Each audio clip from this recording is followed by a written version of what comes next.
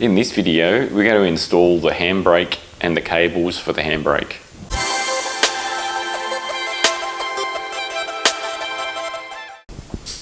Alright, so just to overview the parts, we've got the actual handbrake mechanism here. So this isn't the original one out of the Moke, but it's one which I've had just in my spare parts, which was actually restored before I even had the Moke, so it was just ready to go.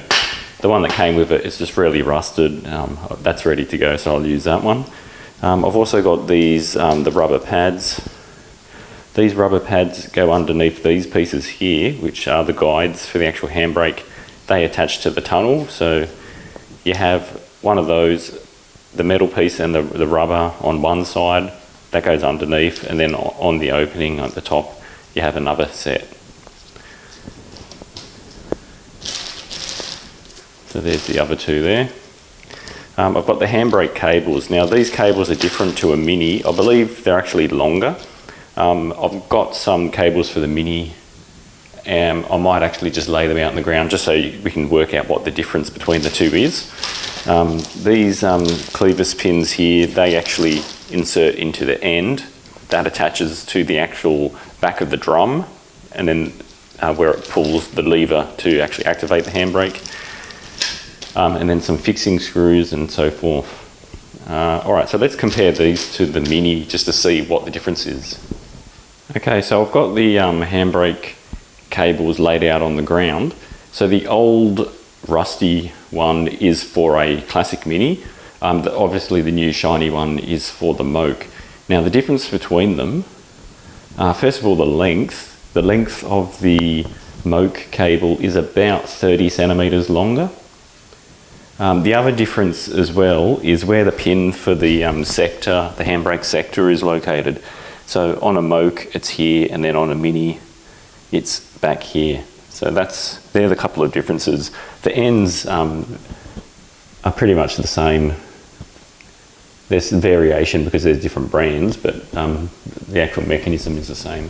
And down the other end, that one's just missing the nuts, but that's what that end looks like.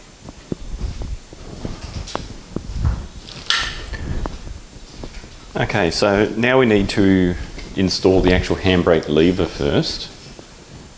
And just so I don't damage this new paintwork, I'll just put this blanket around.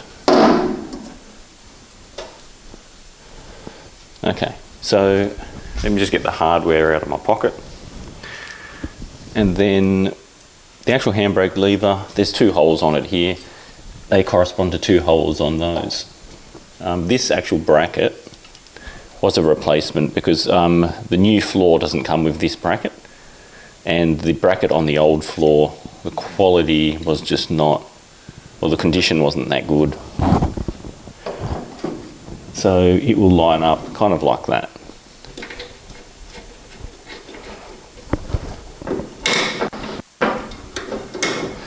Alright, so let's just get that tightened up.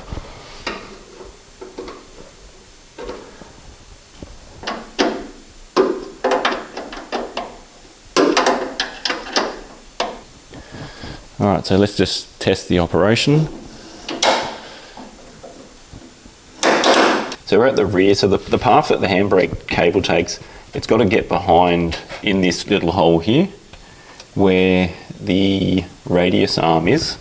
There's a handbrake sector or quadrant sector on the radius arm. It threads around that, and then it goes to this point here and to there. So before you do anything at all, the very first thing you've got to do is thread the handbrake so the cable comes through here behind the radius arm. So the end is the end which actually attaches to the handbrake lever in the car. So that needs to come through here and then follow the path and go towards the front of the car. Alright, so you need to thread that in from behind the radius arm. And if you need to, use something like a pair of pliers to help just guide it through the hole, because it is, although it's not hard, it'll get in there. It's just fiddly doing it. you've got to get the angle right.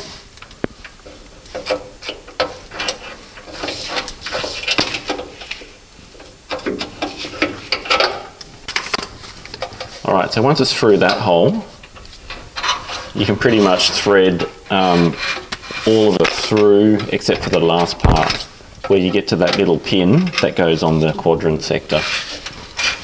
So just up to here. We'll sort out this bit in a second.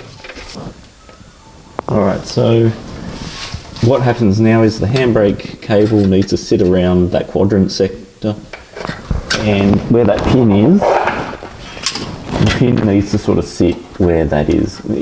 You may not be able to get it right into place straight away, but that's where that's got to go. And once you fit the end of the handbrake cable to the actual drum, you may need to check to make sure that is sitting in there properly. All right, so now what we need to do to get this part put on, we just need to get this clevis pin through here and then through this to hold all of that on. It's probably easy, we'll do this bit first. So put the pin in there, and then it just uses a split pin just to hold everything into place. And I'll just bend the ends of that.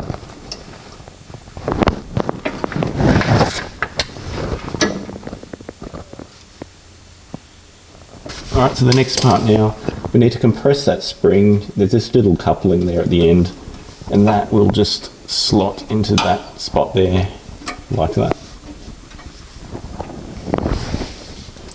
Alright, so now make sure that this part of the cable is through the quadrant sector and sitting on there fine. And then the cable just follows its way to this point here. It'll sit in that little angled section, and then it runs towards the front of the car. And then the next stage is to poke the end of the handbrake cable up through the floor. So these get done, or you can thread these up before we worry about the pads and those brackets to protect them. So we just need to get these up.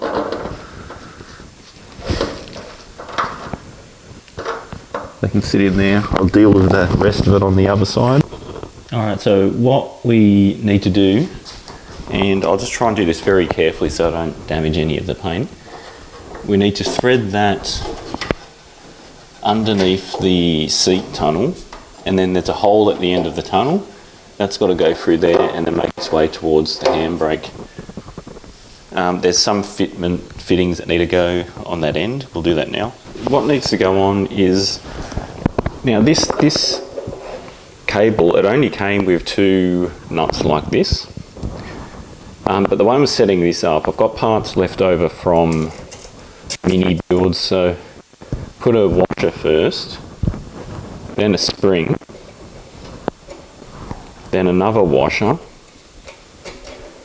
then that threads through this side, so I just need to pass that back. See, maybe a Moke is set up differently, but I'll try it this way and then just see how we go.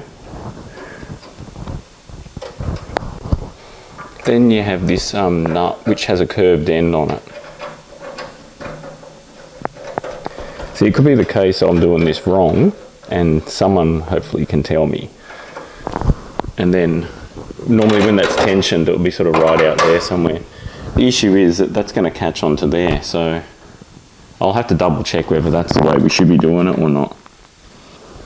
Okay, so next we need to install the pads and then that metal bracket. So the way it works, you want, the pad goes on first, but where the slit is, you want the handbrake cable to come up this way, not that way. So I'll just do this side first to demonstrate.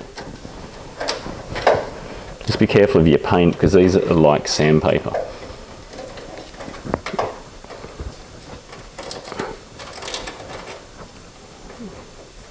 So that sits like that, but then the part with the curve on it goes towards the like it would face that way there.